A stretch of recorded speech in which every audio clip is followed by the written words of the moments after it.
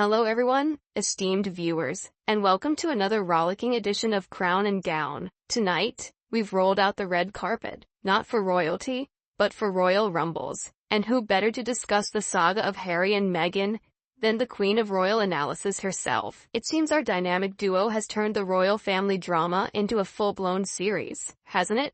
Oh, it seems so. It's less of a dignified drama, and more of a reality TV show. And let's just say, the ratings aren't looking great for our Sussexes. If this were a television series, I dare say it might be time to cancel, due to low viewer approval. Speaking of viewer approval, Julie Burchill certainly didn't mince her words. She's painted Meghan as the grand architect of her own dramatic downfall. Julie Burchill, in an exclusive piece for the Sunday Express, presents a scathing critique of Meghan Markle, labeling her as one of the great comic creations of our age. Burchill shares her journey from being a staunch Republican to reluctantly supporting the monarchy due to Meghan's actions. Initially charmed by Meghan's portrayal of warmth, Burchill soon found her public behaviors, such as preaching about climate change while using private jets, and her actions around the death of the Duke of Edinburgh and the Queen, hypocritical and self-serving. Burchill also criticizes Meghan's impact on the public perception of the royal family, describing her and Harry as seeking to undermine the monarchy, perhaps driven by motives less noble than claimed. She mocks Meghan's current state as a diminished figure in the celebrity world, losing relevance and support from both old allies and new stars. Julie has always had a way with words, hasn't she? Calling Meghan one of the great comic creations of our age is both harsh and humorously apt. It's as if Meghan mistook the royal stage for a one-woman show, forgetting that in this theater, the ensemble cast, the British public, and the rest of the royal family actually matters. I think those sums up how most of us feel. Royal family garnered little more than an occasional glance from me once or twice a year at most, but the Harkles have made me daily fans of the royal family now. Julie Burchill has hit the nail directly on the head, and I stand to my feet in great applause of her. She always has a way with words, and this article is one of my faves. She's exactly right on all things Duchess Doofus, which has usurped Duchess of Dog Biscuits as my new go-to nickname for this awful woman. She does dodge the notion that Harry sees Meghan as his new mother, just faintly touching on the wearing of Diana's perfume. I can't help but wonder what goes on behind closed doors with these two. Indeed, it's like watching an episode of those old night tales, but instead of slaying dragons, our prince is battling the windmills of the media landscape with a rather blunt sword. The tragic irony here is that the very media he battles gave him his platform in the first place. Clearly, Harry is one of a long line of people she has used and thrown away when he is no longer needed. He's just a royal sperm donor, and she can live a life off the riches she could only dream of, far away from the B-movie wannabe. She really was, people like her come into your family's life with a disarming smile. Watch who they are close to and listen to. Then, they slowly cut each link and take over their lives and control them. Gradually, they sever all their ties to family and friends, until they only listen and answer to them, making them feel they can't live or function without them. Just as we all see how quickly he runs back after any meeting. She is a classic narcissist. She has very bad news. We could say they've been juggling more scandals than a clown does balls at a children's party. Julie Burchill really makes me really have to say, so wonderful. As you also complimented Julie Burchill just now, she swung her pen like a medieval knight wielding a sword in a battle, cutting deep into the regal facade of our dear Sussexes. She didn't just not hold back, she charged forward with the ferocity of a bull in a china shop. Crowning Meghan as the doofus Duchess is hardly what you'd call a term of endearment unless you're in a Shakespearean comedy playing the fool. And Harry, our beloved prince, has been demoted to the court jester, capering behind his duchess, tripping over his own jests as he tries to keep up with the script they've seemingly improvised from the very scraps of royal decorum. It's as if they grabbed the royal playbook, those hallowed pages of tradition and discretion, and, rather than merely tossing it into the Thames, they set it ablaze first, danced around the bonfire, and then hurled the ashes into the river for good measure. Julie's critique wasn't just a casual commentary, it was an all-out, no-holds-barred roast. The sort where you can smell the burning rubber from screeching digs and razor-sharp wit. If sarcasm had a weight class, Julie would be the undisputed heavyweight champion, knocking out any pretense of royal aloofness with a well-placed hook. So, no, Mike, she certainly didn't hold back. She let loose a barrage that would make even the most battle-hardened satirist nod in approval. And speaking of tossing, there's been quite the throw of accusations too, right? Climate change lectures from the back of a private jet seem to be their favorite party trick. Absolutely. It's the epitome of do as I say, not as I do behavior, isn't it? Meghan and Harry have certainly championed environmental causes with great fervor, urging the public to adopt more sustainable practices. Yet, their penchant for private jets paints a starkly different picture of their personal commitment to these causes. Here's the reality. Flying private is about as carbon-intensive an activity as one can choose. Each trip can emit as much CO as an average family does in a year. So, when they step off their private jet and onto a stage to lecture the world about reducing carbon footprints, the hypocrisy is not just evident, it's glaring. Then, consider their actions during major family and public moments. Their behavior around the time of the deaths of the Duke of Edinburgh and the Queen seemed to further spotlight their inclination to prioritize personal narrative over royal protocol and familial respect. It raises questions about whether their actions are truly in service to the causes they champion or merely self-serving. Besides, it seems Julie Burchill isn't buying what Harry and Meghan are selling these days. She's practically accused them of attempting to undermine the monarchy. What's your take on that?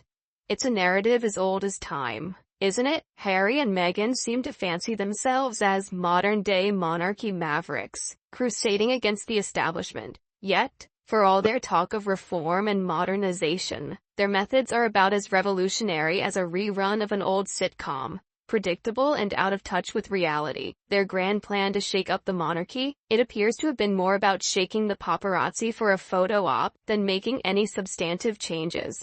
They've flung accusations and aired family dirty laundry with the gusto of someone who thinks public sympathy is a renewable resource. In their quest to be the face of change, they've instead become the poster children for celebrity self-interest. They left the palace gates with trumpets blaring about independence and financial autonomy, yet their steps since have been less about forging a path of meaningful impact, and more about cashing in on royal connections, interviews, book deals, Netflix docu-series, you name it, they've signed it. If there's a buck to be made from spilling tea, you can bet they've got the kettle on. And let's not forget the irony of lecturing the world on carbon footprints from the plush seats of their private jet. It's the kind of tone-deaf hypocrisy that would be comedic if it weren't so glaring. They pitch themselves as eco-warriors, but perhaps they see the climate crisis as another stage for their high-flying drama. So, when Burchill accuses them of undermining the monarchy, it's not just a jab, it's a knockout punch. They've not so much undermined the institution as they have their own credibility. They promised revolution, but delivered little more than tabloid fodder. It's not the monarchy that needs modernizing. Perhaps it's their approach to change that needs a serious overhaul. And isn't it ironic? In trying to be the heralds of change, they've managed to alienate not just the establishment, but a significant portion of the public and their celebrity comrades. It's like watching someone burn bridges with a flamethrower, and then wondering why they're standing alone. Precisely. There's a fine line between being a catalyst for change and being a catalyst for controversy. And our Sussexes, they seem to have confused the two. Meghan, once the darling of both royalty and the rebel crowds, now finds herself in a limbo of relevancy, clinging to the remnants of her royal title while her Hollywood return appears, shall we say, less than triumphant. Then, it is worth mentioning that it's one thing to aim for reform, but the method and the madness need some alignment, which seems sorely missing here. Meghan and Harry, by Burchill's account, appear more as agents of chaos than champions of change. Their approach has been, let's say, less than royal, more akin to reality TV antics than regal diplomacy. That's right. In fact, they left the monarchy to supposedly forge a new path, yet they constantly orbit around the royal narrative. It's like they're staging a play where they both want to be the hero and the disruptor, without sticking to a script. Certainly, it's a convoluted script they're trying to sell, and frankly, it's flopping on both sides of the pond. They parade themselves as victims of an archaic institution, yet they don't hesitate to dip into the royal brand's lucrative allure whenever it suits their bank accounts. This swing from martyrs to moguls isn't just dizzying, it's downright disingenuous. In Britain, where the monarchy is woven into the national fabric, their constant barrage of criticism is seen as not just ungrateful, but also self-serving. They left claiming a desire for privacy, yet have since produced nothing but high-profile interviews and multi-million-dollar deals with streaming services. It's as if they're using the royal brand as a stepping stone, only to turn around and throw stones once they've crossed the river.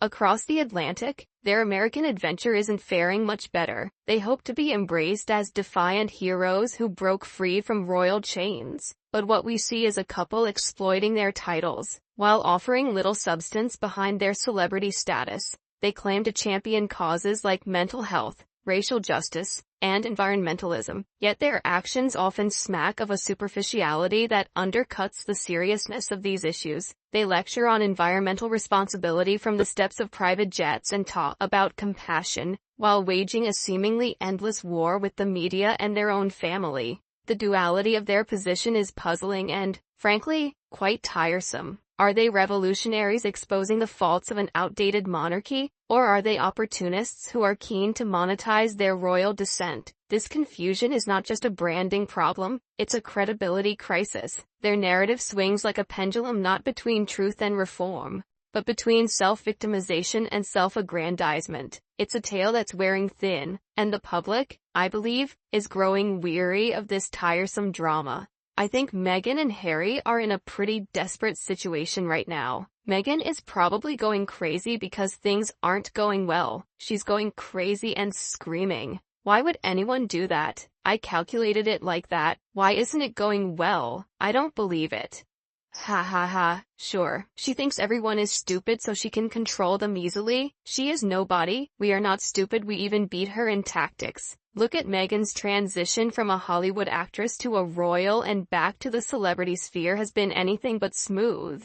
The royal sheen has tarnished somewhat, as her attempts to re-establish herself in Hollywood haven't quite met the fairy tale expectations. Burchell's use of relic of opportunism suggests that Meghan's strategies may have been more about personal advancement than the public good or any real activism. Exactly. Their strategy seems to have isolated them. Former allies in Hollywood and acquaintances from royal circles appear lukewarm at best towards them now. Their narrative, which once garnered global sympathy and interest, now risks turning into a cautionary tale about the dangers of overreaching. As they lose relevance, the public's interest shifts from fascination to a more critical, skeptical gaze. And yet, in all this turmoil, Burchell finds a new appreciation for the monarchy. Do you think like that?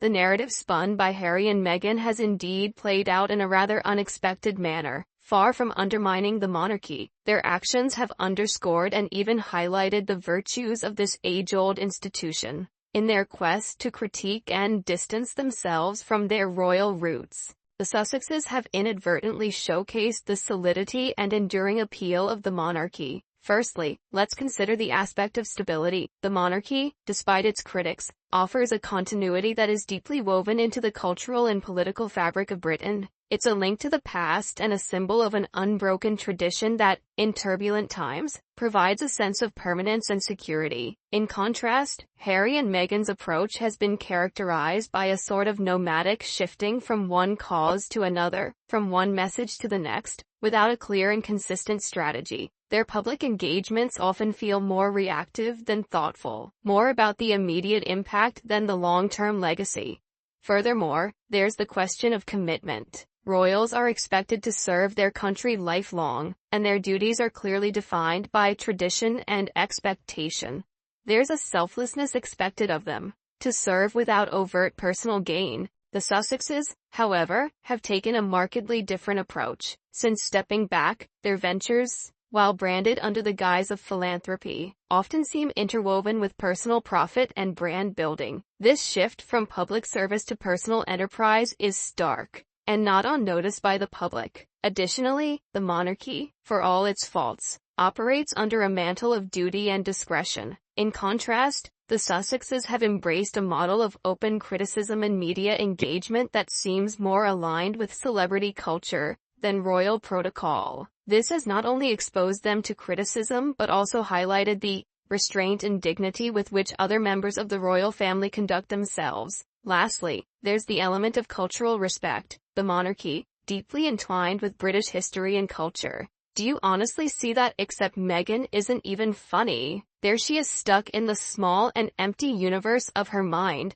fighting a war that no one else is remotely interested in against an opponent she invented all by herself. It's a bit like that scene in the train station at the end of Harry Potter, where there is a small twisted thing that no one can help. Now, that's an evocative comparison, Mike, and quite apt. Meghan's public persona and narrative often do seem to be engaged in a solitary battle, one that resonates more with a fictional narrative than the real-life issues at hand. In her attempt to cast herself as a lone warrior against a monolithic institution, she may indeed be fighting phantoms of her own creation rather than addressing the legitimate challenges and responsibilities that come with her role. This self-created saga, while it might provide compelling fodder for the media, often misses the mark in terms of substantive change or meaningful dialogue. It's as though she's engaged in a battle within a bubble. Her struggles, while deeply felt, seem disconnected from the realities that the monarchy, and indeed most public figures, are dealing with. This approach not only isolates her, but also diminishes the potential impact of her genuine grievances. Moreover, the reference to the small twisted thing from Harry Potter, something once full of potential but now, beyond help or healing, might reflect how some observers view Meghan's current stance within the royal narrative. It's tragic, in a way. She had the opportunity to genuinely influence and perhaps reform aspects of the monarchy, but her methods have alienated many who might have been allies. Instead of a dialogue, we get diatribes. Instead of engagement, we encounter estrangement. She seems more focused on crafting a narrative of personal victimization, rather than fostering any real understanding or reconciliation. It's a solitary war, as you say, against self-styled dragons, where the real battles for change and progress go unattended. Anyway, I just want to say that an amazing article by Julie Burchell, and what an absolute expert at stating the truth, the whole truth, about Meghan and Harry. Well done, that lady. Just a minute though, I have just spotted a problem. You do realize that you will definitely be off Meghan's Christmas card list, and a free pot of jam, don't you? But joking aside, a brilliant writer, Julie, and well done. Never be afraid to speak out. I am never afraid, and any consequences have been worth the truth being said. If you lose out because of the truth, it only reinforces the fact it is the truth. So next time, don't just speak it, shout it. The truth needs to be heard, no matter how painful. Otherwise, injustice rules, and the innocent suffer. We live in strange times, because people have remained silent, and have been too afraid to speak. Don't be part of that. Break the mold of what has taken shape because of it, and say your piece. I hate to say it, but it's time to say it. Thank you very much for watching our videos. Don't forget to support us by liking, sharing, and subscribing to the channel. It's even better when I read your thoughts on this discussion in the comments section. Goodbye and see you all in the next videos.